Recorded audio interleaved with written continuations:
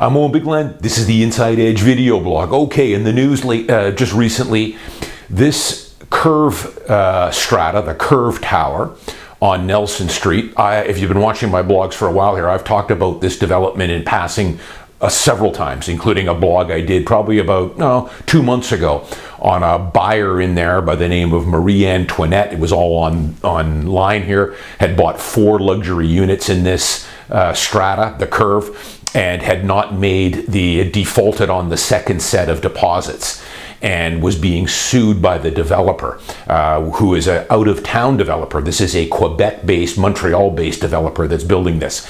And I've told you guys, this strata, this curve has been flawed right from the beginning. It was dead on arrival, this thing. So I'll go through some of that, what's going on, but the latest news is now the curve has gone into receivership, which was, I saw this coming a mile away. 2 years ago, I knew this thing would never float. So let me just talk to you a little bit about this. So there was a lot of warning signs with this. Sales have been dismal. They're actually on their second try with this. They tried pre-selling this for a year. They did not secure enough sales to move forward with construction. Usually the developer needs 65, 70%. I heard they were nowhere near that. I had heard it was something like 20% that they had sold. So they were on their second try here with this, and I had heard sales were pretty dismal still. So let me explain why this was pretty much dead on arrival, and they made so many fatal flaws with this. First thing is, again, it was a Quebec-based developer. I believe this was their first project in Vancouver, so I'm not too sure how familiar they really were with the landscape here.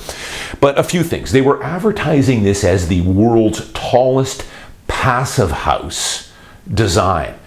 Passive house, and I had to look this up the first time I saw it a few years ago. So in a nutshell, passive house is environmentally friendly. So think things like geothermal heating and special windows, special insulation that's supposed to bring down heating and cooling. I guess, less carbon emissions from the tower, etc., etc. So when I see that kind of thing right away, call me old-fashioned, guys, but when I see something like that, I do not go near it. And for a number of reasons. These usually are unproven technology in my experience, because I've had sales with these LEED silver, LEED gold, these environmentally buildings. In my experience, this is, what do I know? Just sell hundreds of condos, know all the strata. In my experience, a lot of this stuff doesn't work. It has not been proven. Might work for a few years, and then they have issues. And when they have issues, these are extremely expensive to repair, because they take a specialist to repair these things. So in a lot of the stuff I've seen in the past with some of this geothermal stuff, these heat pumps, a lot of times they have issues with these things. So when I saw this passive house and how this was going to, the tallest passive house design, red flags go up for me. What I would say in something like this is, if you really wanted to be in something and you're an environmentalist and it sounds like it's good on paper, wait 5 years until it's been built. Wait until it's been built and it's been occupied for 5 years. Then have a look at all the docs, have a look at the depreciation report, get a home inspection, and see how all these components are functioning and if they're functioning properly. In my experience, I don't have much experience with this passive. This sounds like it's another level above a lot of these environmental friendly strata that have been built here with this LEED certification, gold or whatever else, green roofs and geothermal. Expensive to build, expensive to repair, and generally there are a lot of glitches with this stuff. That's my experience. So that would have been my first red flag there, and why I would never bring a buyer into something like this. Second thing is location, not great. This is on Nelson Street. This is very similar to the Butterfly. This one is at Nelson, closer to Thurlow. The Butterfly is at Nelson and Burrard, right behind the church there. Guys, Nelson Street, it's a two-way street. It's a two-lane, one-way street.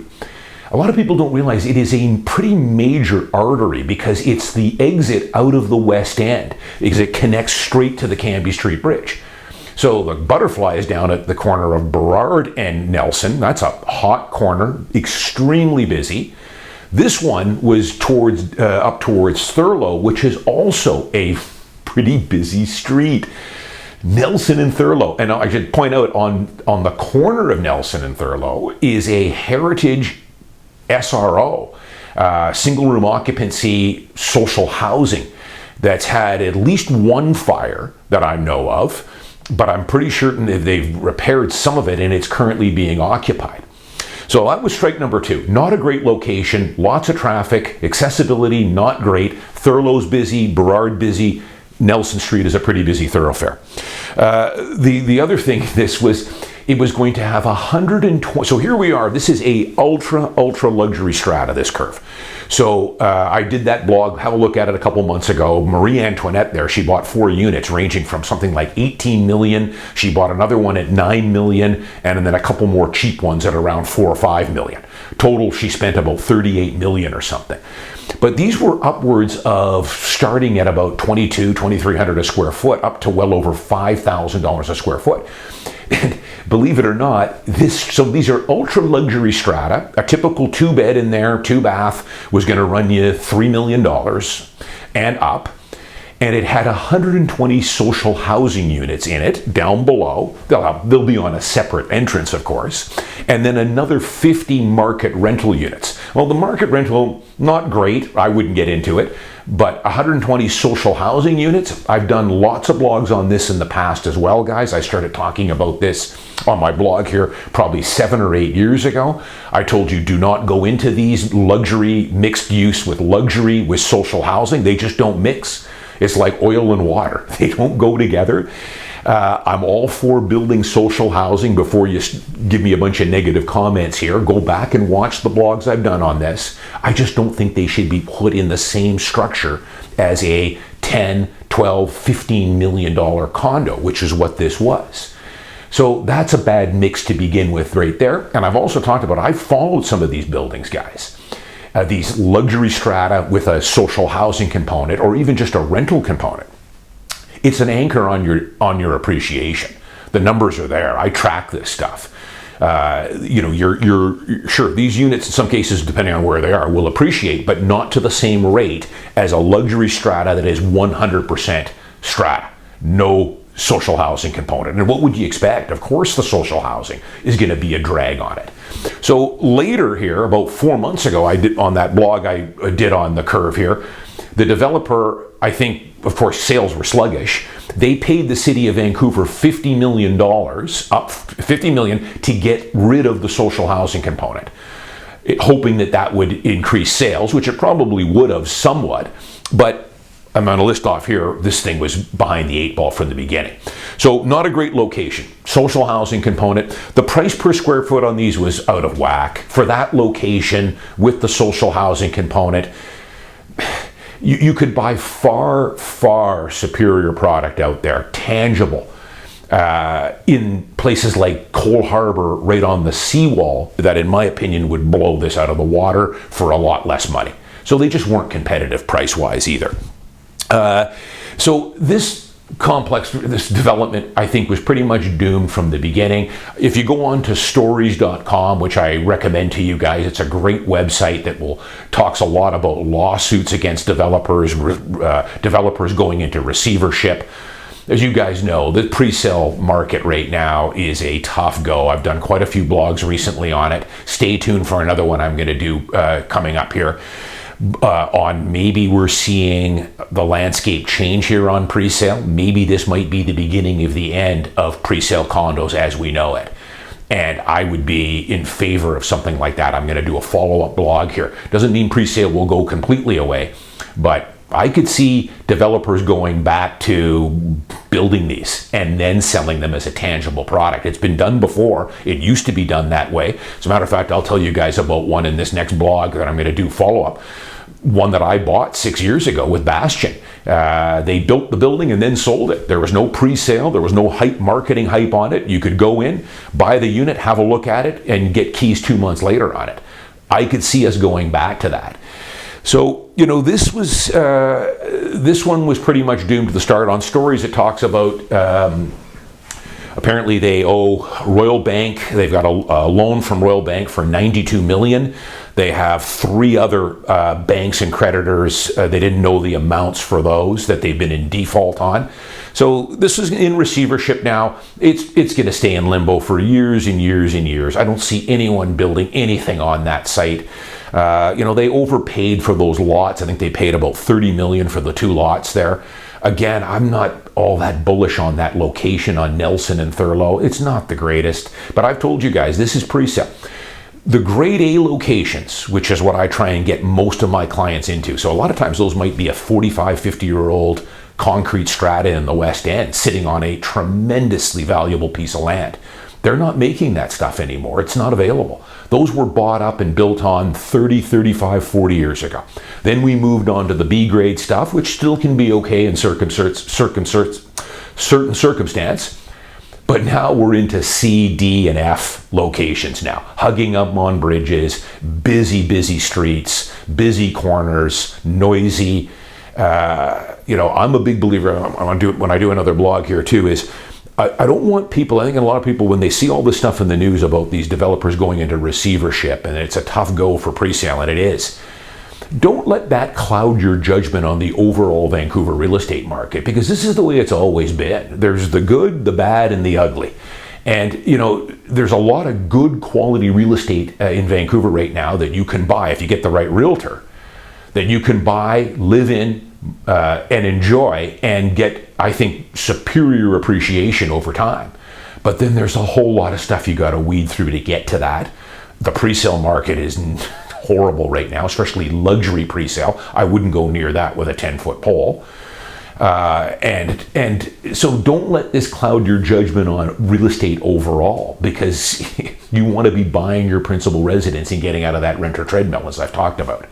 But there's a lot of bad stuff that's going on out there right now, for sure. But another pre-sale here bites the dust. It never had any hope, this curve. Overpriced, bad location, social housing component. Who knows what the finishings were ever going to be like in this too, buying pre-sale. Look at the Butterfly. Looked probably pretty decent on the brochure, but now that I've seen that development, not good. The finishings, the color schemes, the floor plans, the layouts, in my opinion, aren't good. And that's why, as I speak again, I've done this blog, there is yet to be a registered sale on the MLS in that Butterfly that was just down the street from the curve here. Not one sale yet. That is scary. And these units have been on the market for 3-4 months. We've got over 20 units listed. So what we're seeing there is, now that the product is finished, it's tangible, people are looking at it, and the price they're trying to get for these, they're not touching it. So we are starting to see the prices starting to come down, sellers getting more desperate as you go. They're all going to be taking big losses on these units, but that's pre-sale. Guys, stay tuned for part 2 here. Part 2, I think you're going to find pretty interesting. It's a blog that only a guy like me is going to be able to deliver, that's been around here for 35 years. I'm going to tell you about what the state of pre-sale is, and is this the beginning of the end of the way pre-sale has been done here in this city. And I'll give you a little history on pre-sale, what it used to be like, and how the pendulum has gone in the buyer or the consumer's favor heavily 20 years ago, probably way before any of you guys even knew about pre-sale, but I was buying them. And the pendulum is shifted all the way over to the developer and or the marketing company that's pumping the tires on these. And how many years have I been telling you guys on my blog here? 8-9 years now, that for the most part, stay away from pre-sale. I've been warning you for so many years now. It can make sense in certain circumstance. Go into my YouTube channel search box here. I've done 30 blogs on pre-sale over the last 10 years. You're not going to go too bad buying a 1-bedroom on SkyTrain out in Metrotown or Brentwood or Richmond or New Westminster, because you're only spending $650, $700K or less. But when you get into downtown Vancouver, or even luxury stuff out on the burbs where you're paying $2, $3, $4, $5, $6, $7 million, boy, you better be careful on these. So I'm going to give you a history on pre-sale, what it used to be like. I've talked about it before. And if we're maybe going to go back to the old days here, moving forward, where you start to see developers actually do the financing themselves, bypass all the marketing hype, build it, and then have a very basic sales presentation where you can go look at the actual finished unit or very close to it. Maybe you get keys in a couple of months and buy it then. That is far superior way to go. Huge advantage to the consumer there, unlike what we've got right now. So stay tuned for part 2. I'm Owen Bigland. Thanks for watching. See you next week.